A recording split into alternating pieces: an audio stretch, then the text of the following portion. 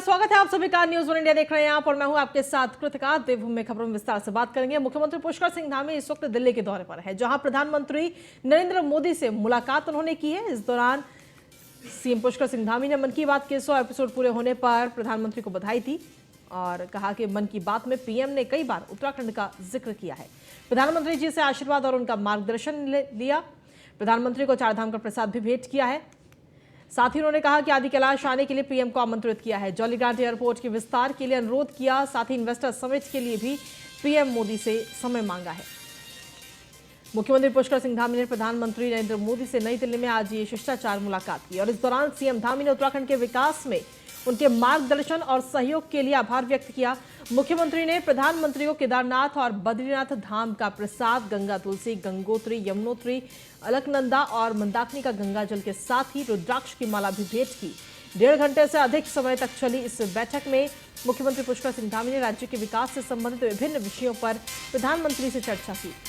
मुख्यमंत्री ने चारधाम यात्रा व्यवस्थाओं के बारे में अवगत कराते हुए कहा कि रिकॉर्ड संख्या में श्रद्धालु दर्शन करने आ रहे हैं। जोशीमठ में केंद्र सरकार से सहयोग से राहत कार्य किए जा रहे हैं। स्थिति सामान्य है। प्रधानमंत्री ने जोशीमठ के संदर्भ में केंद्र सरकार से हर संभव सहयोग की बात कही। सीएम धामी ने पीएम मोदी से अक्टूबर में प्रस्तावित इन्वेस्टर समिट के उद्घाटन के लिए समय देने का भी अनुरोध किया।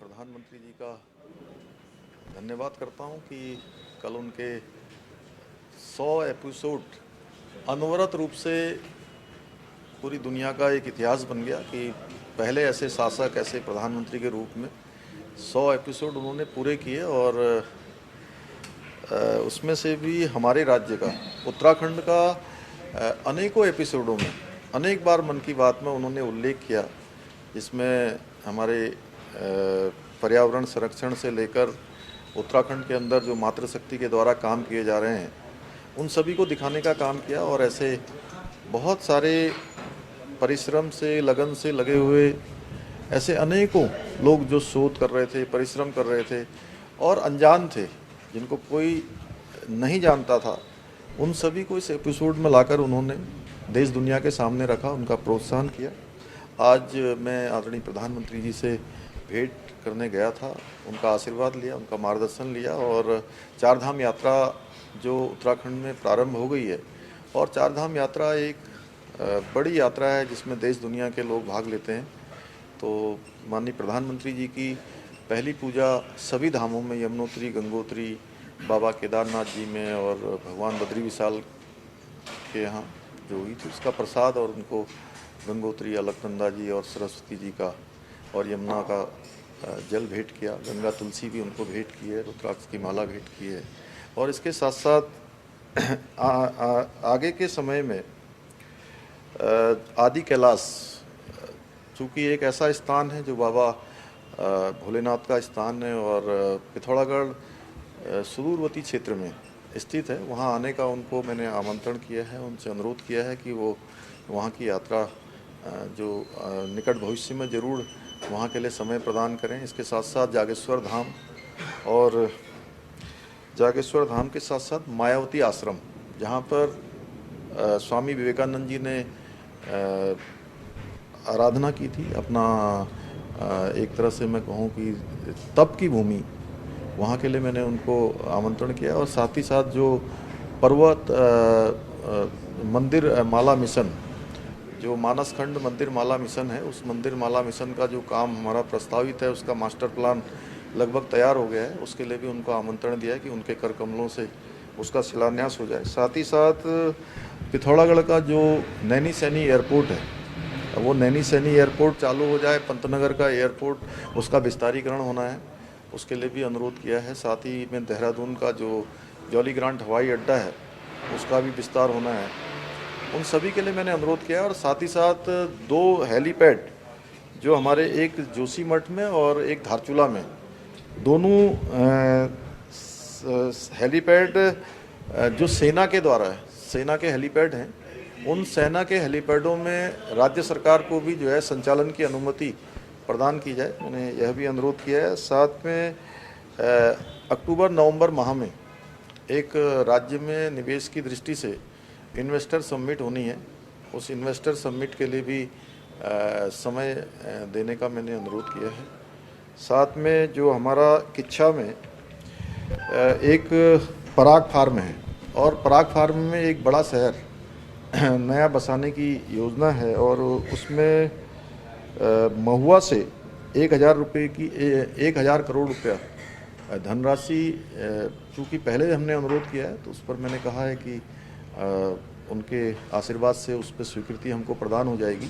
तो एक बड़ा शहर पराग फार्म में विकसित हो जाएगा और लगभग 7000 करोड़ रुपए का इन्वेस्टमेंट उस शहर के इसी के साथ खबरों में रुक करते हैं। जिला विकास समन्वय निगरानी समिति की बैठक गढ़वाल सांसद व समिति के अध्यक्ष तीरथ सिंह रावत की अध्यक्षता में आयोजित की गई। इस बैठक में शौचालय विहीन विद्यालय व भवन विहीन चल रहे विद्यालय के मुद्दे प्रमुखता से निकलकर सामने आए, जिस पर गढ़वाल सांसद तीरथ सिंह रावत ने अपनी गहरी नाराजगी जाहिर करते हुए सख्त निर्देश दिए कि अगली बैठक में कोई भी विद्यालय ऐसा नहीं रहना चाहिए जहां पर शौचालय नहीं हो।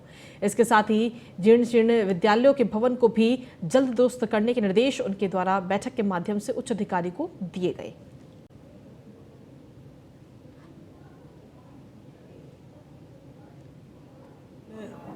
यह भी संज्ञान लेते हुए और सीधे निर्देशित किया है कि अगली वाली जो बैठक होगी उसमें ये सुनने को नहीं मिलना चाहिए कि शौचालय बच्चे हमारे लिए पहले हैं, विद्यालय है और बच्चों के यहाँ शौचालय ये पहले ही ये कहता कि इनको प्राथमिकता लेना।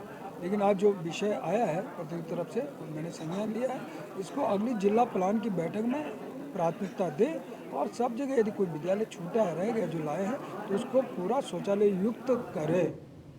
उत्तराखंड बीजेपी के प्रदेश प्रवक्ता वीरेंद्र बिष्ट ने एक बार फिर मुख्य विपक्षी दल कांग्रेस पर निशाना साधते हुए कहा कि प्रदेश में जहां सियासी दल चुनाव की तैयारियों में जुटे हुए हैं तो वहीं विपक्ष अब भी आपस में उलझा हुआ नजर आ रहा है। बीजेपी प्रदेश प्रवक्ता ने कहा कि विपक्ष का मजबूत होना जरूरी होता है, लेकिन यहां पर उत्तराखंड के भीतर विपक्ष के नाम पर इस समय विपक्ष मुद्दा विहीन नजर आ रहा है, जिसका लाभ बीजेपी को मिलेगा।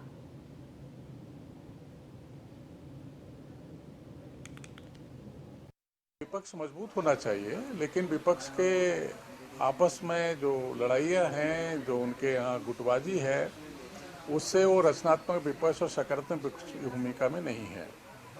वो सिर्फ अपनी प्रतिस्पर्धा के लिए, अपनी महत्वाकांक्षाओं के लिए अपनी पार्टी के भीतर संघर्ष कर रहे हैं, जबकि उनको जनता के बीच में बने रहना चाहिए। जनता के बीच की समस्याओं का समाधान के लिए मुख्यमंत्री जी से, सरकार से प्रयास करना चाहिए।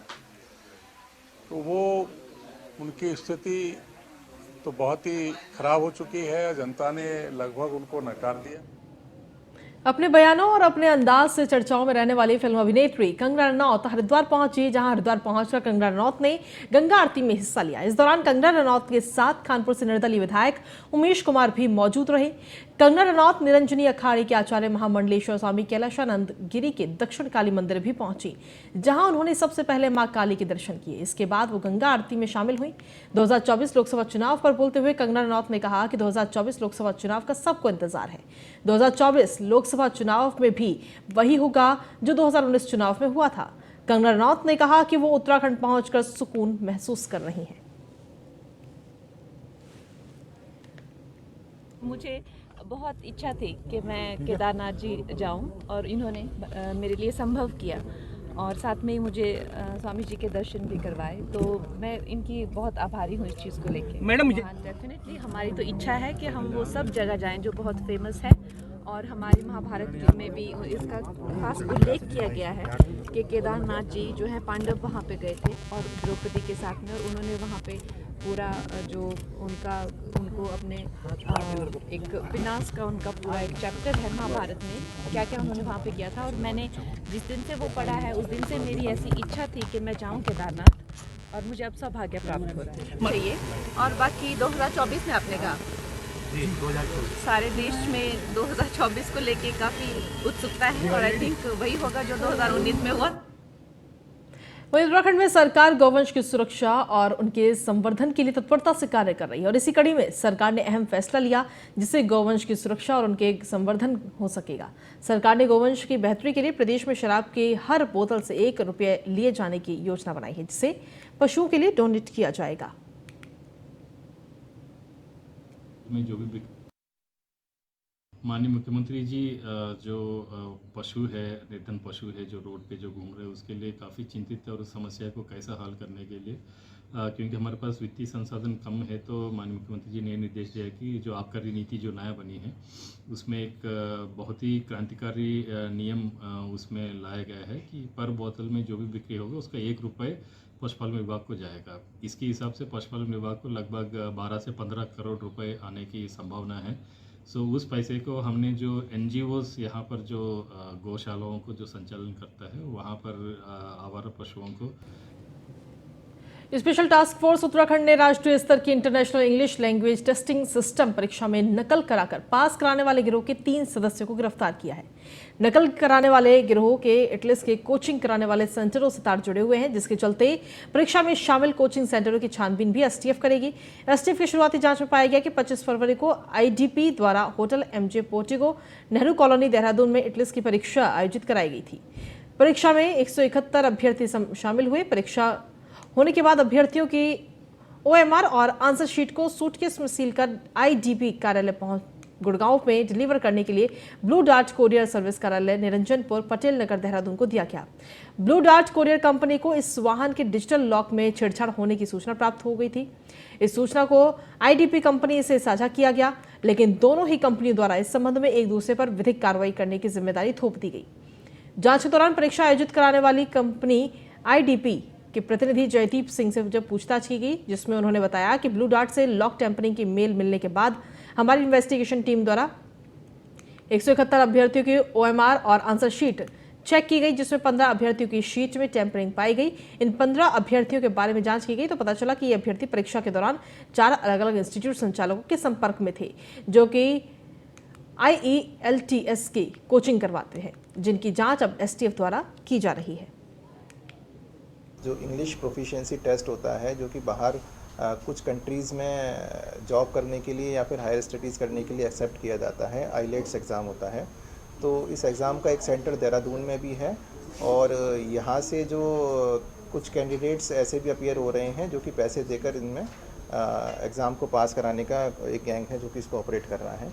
तो इसको जांच करने पर हमने जानकारी मिली है कि एक पंजाब का एक गैंग है और इनका कुछ कोचिंग सेंटर्स से मिली भगत है। उनके माध्यम से ये कैंडिडेट से सेटिंग करते हैं, 2 से 3 लाख रुपए लेते हैं पर कैंडिडेट से। जो वहीं पटवारी लेखपाल भर्ती पेपर लीक केस में SIT हरिद्वार ने 96 लोगों के खिलाफ चार्जशीट दाखिल की है। 96 आरोपियों में से 21 नकल माफियाओं पर पुख्ता साक्ष्य के आधार पर कोर्ट में चार्जशीट दाखिल की गई।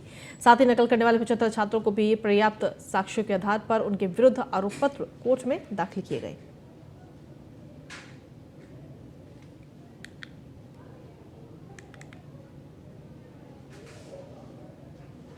उत्तराखंड पब्लिक सर्विस कमीशन का जो एक मुकदमा पटवारी परीक्षा में दर्ज था, उसकी इन्वेस्टिगेशन के दौरान जो SIT हरिद्वार टीम है उनको कुछ ऐसे संदिग्ध तथ्य प्रकाश में आए थे कि AJ परीक्षा में भी कहीं ना कहीं गैंग द्वारा नकल कराई गई। इसको देखते हुए मुकदमा थाना कनखल पर SIT द्वारा दर्ज कराया गया था। इसकी इन्वेस्टिगेशन चल रही थी। इस इन्वेस्टिगेशन में समय समय पर अभियुक्तों को गिरफ्तार किया गया, जिसमें अब तक कुल जो है 21 अभियुक्तों को इसमें आरोपी बनाया गया। साथ ही साथ 60 इसमें छात्र हैं जिनके द्वारा AJ परीक्षा में नकल की गई थी, उनको भी इसमें। हरिद्वार स्थित एक होटल में अवैध देह व्यापार की सूचना मिलने पर AHTU, CIU और कोतवाली पुलिस की संयुक्त टीम ने छापेमारी की और इस छापेमारी में देह व्यापार का भांडाफोड़ करते हुए देह व्यापार के दलदल में फंसी लड़कियों को आजाद कराया गया और 2 होटल मैनेजर भी गिरफ्तार किए गए, जबकि 2 अन्य आरोपियों की तलाश जारी है। बता दें कि कुछ दिनों से हरिद्वार कोतवाली नगर क्षेत्र में स्थित होटल में लगातार देह व्यापार की सूचना मिल रही थी, जिस पर हरिद्वार पुलिस ने कड़ी कार्रवाई की। देह व्यापार की सूचनाओं का भांडाफोड़ करने के लिए पुलिस टीम सादे कपड़ों में खुद ग्राहक बनकर दलाल से व्हाट्सएप पर बात की, जिस पर दलाल द्वारा व्हाट्सएप पर महिलाओं की फोटो भेजकर रेट तय करने के साथ ही होटल की जानकारी भी साझा की गई थी।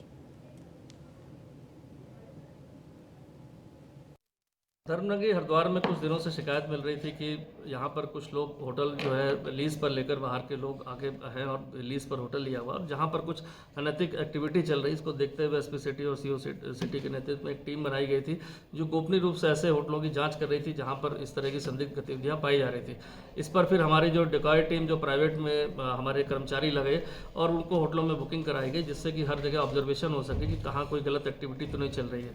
इसी के क्रम में 2 लोग को जो होटल के मैनेजर है, रैमसन होटल और हिल व्यू होटल है, इसके मैनेजर्स की अरेस्टिंग की गई है, जिनके मोबाइल से भी बहुत सारे ऐसे साक्ष्य मिले हैं जो लगता है कि इस एक्टिविटी में लगातार लगे हुए थे। और ये लड़कियां जो बाहर से नैतिक कार्य के लिए सप्लाई के लिए आती, वो दिल्ली पंजाब से ये अरेंज करते थे। पूरी बात जब पूछताछ में पता चला कि दोनों जो महिलाएं हैं वो विक्टिम हैं और पूर्व में भी किसी एजेंट के माध्यम से उनको इस धंधे में फंसाया गया था और जिसके कारण वो इससे बाहर नहीं निकल पा रही थी। तो हमारी जो एंटी ह्यूमन ट्रैफिकिंग यूनिट है उसके द्वारा काउंसलिंग करके उनका रेस्क्यू किया गया है। और साथ ही साथ 2 लोग जो अभी मैनेजर अरेस्ट हुए हैं, कुछ काफ़ी सारी जानकारी मिली कि इस तरह के अनैतिक देह व्यापार के अड्डे कुछ और जगह भी संचालित हो रहे थे, जिसको लेकर हमारी टीम ने साक्ष्य एकत्र किए, उसमें भी आगे हमारी कार्रवाई।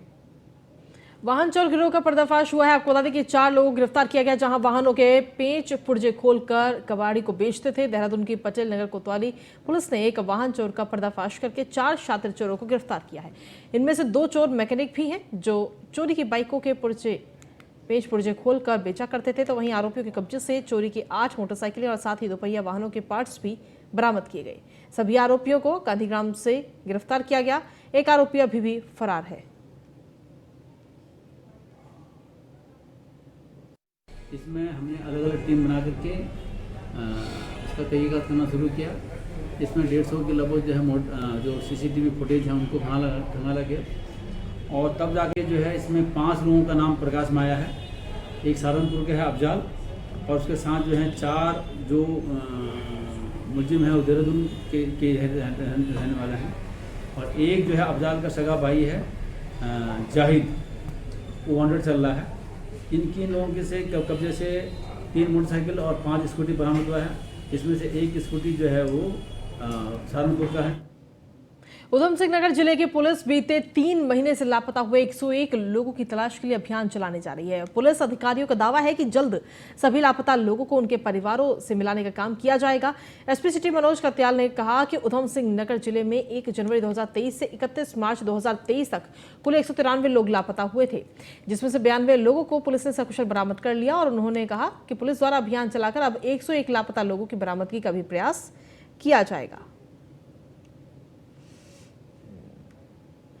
इसमें पुलिस मुख्यालय द्वारा विस्तृत SOP जारी की गई है, जिसमें बालिग और नाबालिग इनको एज ग्रुप के हिसाब से इसमें डिस्ट्रीब्यूट है और इसमें जो माइनर्स जो हैं उनके लिए स्पेशल मतलब डायरेक्ट इंस्ट्रक्शंस हैं कि उनकी केस रजिस्टर्ड होता है, उसमें FIR हम लोग रजिस्टर करते हैं। फिलहाल जो डाटा है उसमें करीबन 49 बालिग पुरुष और 109 महिलाएँ जो हैं वो लापता थे, गुमशुदा थे। उसमें से 26 पुरुष और 39 महिलाएँ जो हैं वो वापस आ चुके हैं, बरामद हो चुके हैं। और इसके अलावा जो नाबालिग हैं उसमें जो बच्चे हैं उसमें वो हैं 6, जिनमें से 4 वापस आ चुके हैं और जो बालिकाएं हैं वो 21, जिसमें से 15 वापस आ चुकी हैं। इसमें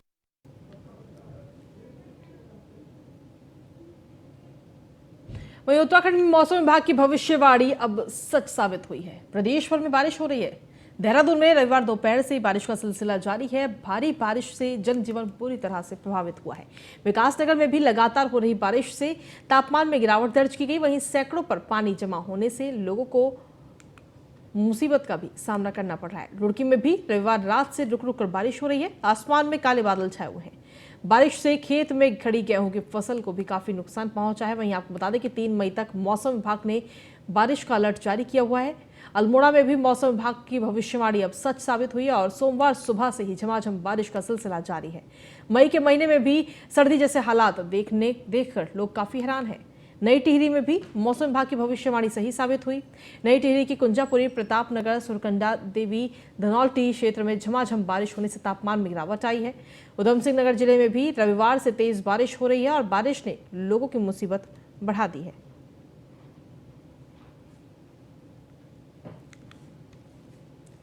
तो ये 6 तस्वीरें इस वक्त आपको दिखा रहे हैं। उत्तराखंड में अलग अलग जगह की ये 6 तस्वीरें हैं, लेकिन अगर देखा जाए तो हर जगह ही कहीं ना कहीं बारिश से जनजीवन अस्त व्यस्त इन दिनों नजर आ रहा है। नैनीताल समेत आसपास के क्षेत्रों में बीते 2 दिनों से मौसम का मिजाज बिगड़ा हुआ है। सरोवर नगरी नैनीताल में बीते 2 दिनों से हो रही बारिश से सामान्य जनजीवन अस्त व्यस्त हो गया है। तो वहीं झमाझम हो रही बारिश नैनी झील सहित सूखने की कगार पर पहुंच चुकी है। जल स्रोतों के लिए वरदान साबित हुई है ये। वहीं बारिश के चलते झील के लगातार घटते जलस्तर में भी बढ़ोतरी हुई है। तापमान में गिरावट के साथ ही ठंड ने भी दस्तक दे दी। मौसम विभाग की माने तो अगले 24 घंटे में अधिकांश जगहों पर हल्की से मध्यम बारिश के साथ ओलावृष्टि की भी आशंका है।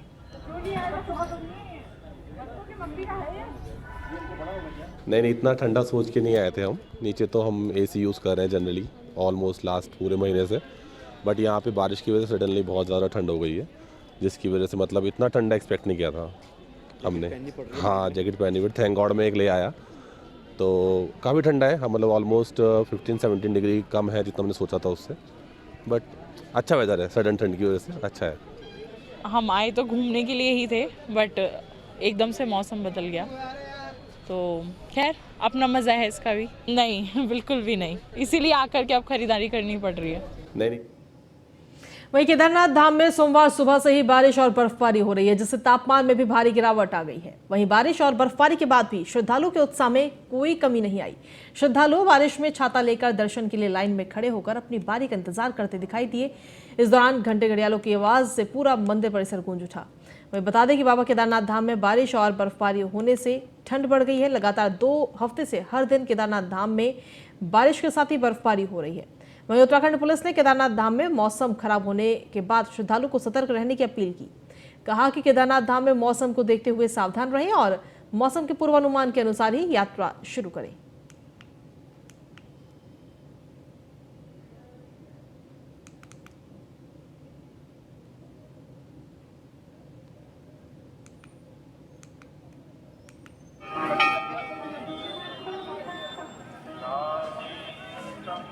तो केदारनाथ की तस्वीरें इस वक्त आपको दिखा रहे हैं। केदारनाथ धाम में बारिश और बर्फबारी का सिलसिला जो है वो लगातार जारी है, लेकिन उसके बावजूद भी जो श्रद्धालु बाबा के दर्शन करने के लिए वहां पहुंच रहे हैं, उनके उत्साह में कहीं कोई कमी नहीं है।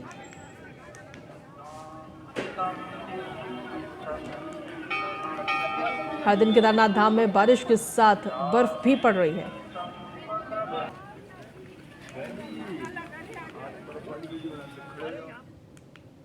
उत्तराखंड मौसम विभाग ने 4 धाम यात्रा को लेकर विशेष अलर्ट जारी किया है। निदेशक मौसम विभाग के मुताबिक मैदानी इलाकों में बारिश हो रही है, जबकि पहाड़ों में बर्फबारी हो रही है। ऐसे में पहाड़ों में भूस्खलन का भी खतरा बढ़ गया है। जो लोग यात्रा पर जा रहे हैं सावधानी बरतें, संभव हो तो फिलहाल यात्रा स्थगित करें। चारधाम में जैसे मैंने बोला कि उन एरियाज में तापमान अभी काफ़ी गिरेंगे। बर्फबारी वहाँ कुछ जगहों में ऑलरेडी हो रही है और कुछ उसमें जो है 2 से 3 दिन अभी एक्टिविटी लगातार रहने वाली है, तो वहाँ पर बर्फबारी और होगी अभी, और उसकी डेप्थ बढ़ती जाएगी क्योंकि पिघलेगी नहीं है, टेम्परेचर डाउन ही रहेंगे। तो कहीं ना कहीं अगर आप वहाँ जा रहे हैं तो मतलब आप ये देखेंगे कि भाई सब जीरो टेम्परेचर्स रहेंगे, उसमें आप कैसे सर्वाइव करते हैं, वहाँ रहने के लिए आपके लिए कुछ इंतजाम हो पाता नहीं हो पाता है। तो ये मैं कहना चाहूँगा कि अभी थोड़ा 3 से 4 दिन जो है जो वेदर है वो ख़राब है, तो उसको देखते हुए थोड़ा जो है होल्ड करें, और उसके बाद 5-6 तारीख के आगे जो है जब चीज़ें ठीक होनी शुरू हो जाएगी और रास्ते भी साफ करेंगी गवर्नमेंट जो है। और इसी के साथ फिलहाल देवभूमि में इतना ही। बाकी देश दुनिया की तमाम खबरों के लिए बने रहिए न्यूज़ 1 इंडिया के साथ।